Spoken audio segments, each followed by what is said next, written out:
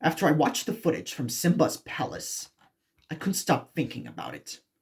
Most people would delete a video like that, but something about it felt real. So I searched deeper.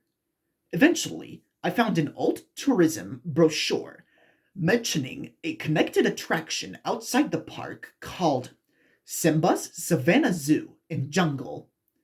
It was supposed to be a wildlife exhibit inspired by The Lion King, where visitors could walk through a jungle path and see animals, while animatronics of Simba and other characters told the story of the savannah. But according to the few records left, the attraction shut down the same year the park did. No explanation, just closed. That's when I found the coordinates.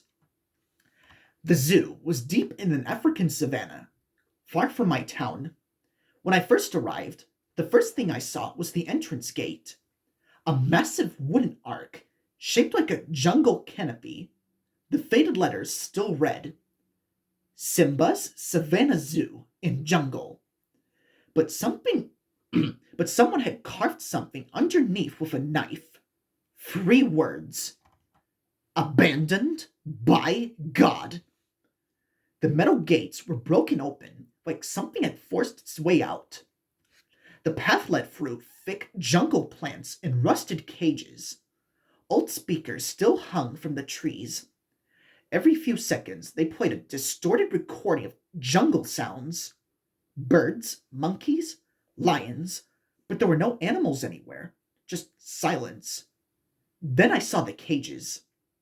Many were bent open from the inside. The metal bars twisted outward. Whatever escaped here was strong and big.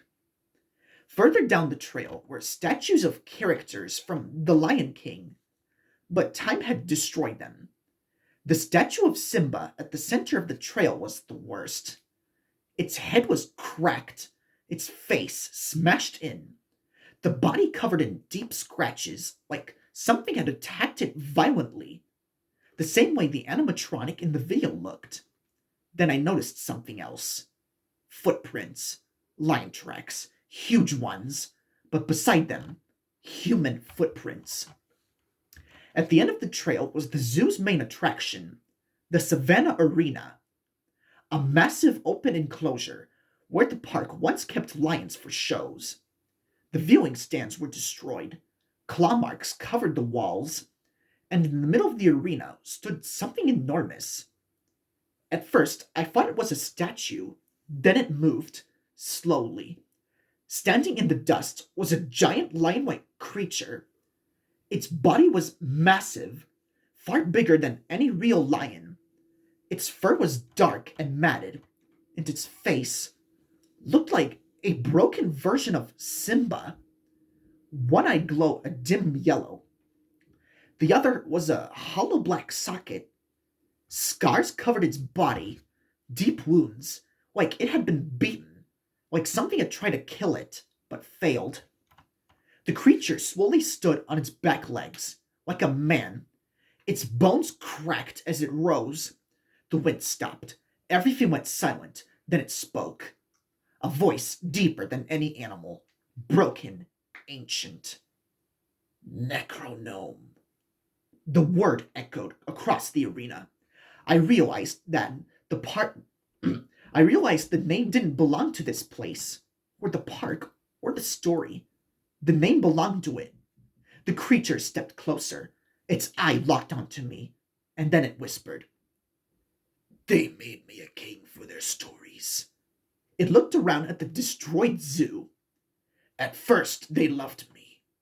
The creature's voice turned colder. "Then they beat me." Images flashed through my mind: workers hitting the creatures, animals forced into shows, something going wrong, something becoming real.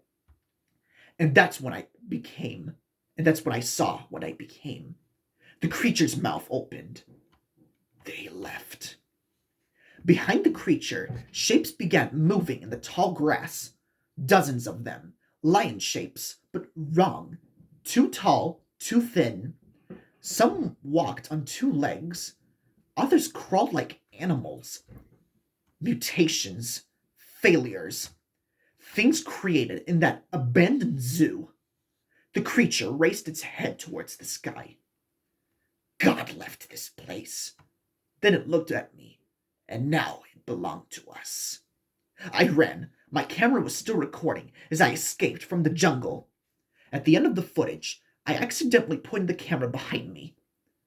The last frame shows the creatures standing at the entrance gate of Simba's Savannah Zoo and jungle, watching me leave, its glowing eye burning in the darkness. And as we replayed the video, I heard something behind the wind, a whisper. The same word again. Necronome.